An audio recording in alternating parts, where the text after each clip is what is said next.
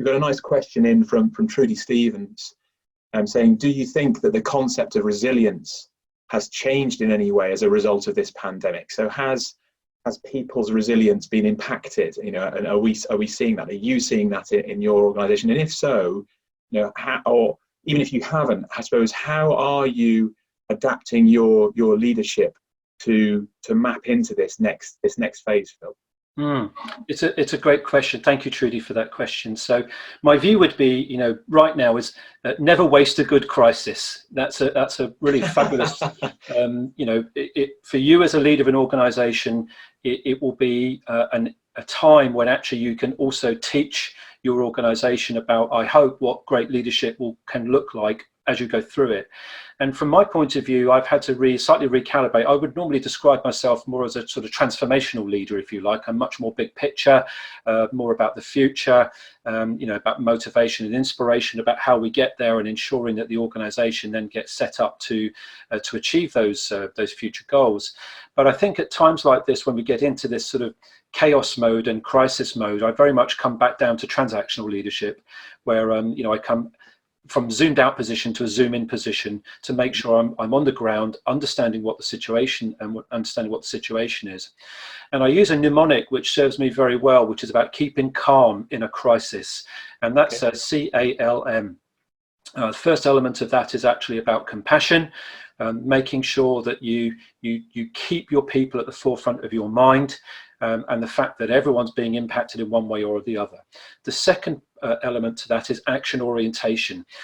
You know, I always love that that saying, "Go slow when you can, go fast when you must."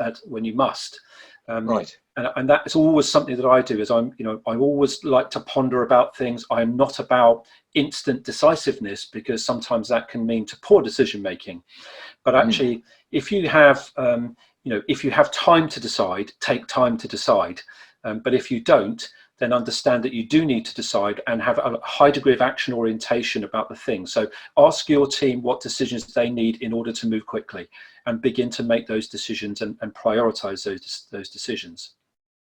The third thing is about level-headedness, and that's about, you know, making sure you're in a good place. So that's, you know, having the situational awareness of self, to know that you're in a good place, that your diet, your exercise, your sleep are all in check, that you're keeping good care of yourself and understanding the pressures you're under to make good decisions, in order that you're making the right decisions for the long-term sustainability of the business.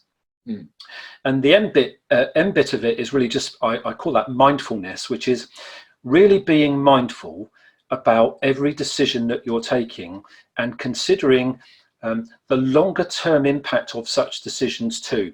So having not just a sort of a very closed view about the instant here and now, but also thinking about the consequences of the decisions that you're about to take on the future. So I find that mnemonic of effectively just keeping calm in a crisis serves me very, very well, as somebody that's responsible for the livelihoods for a lot of people within my organization.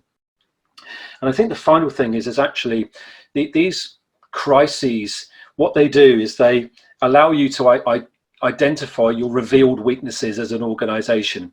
Because if you've got a weakness in a crisis, it's going to show itself. Right. And they're the things then all of a sudden which also you need to make sure are in your field of view, in order that you can begin to prioritize getting those things repaired if they become mission critical to part of your coping strategy of getting through the immediate chaos.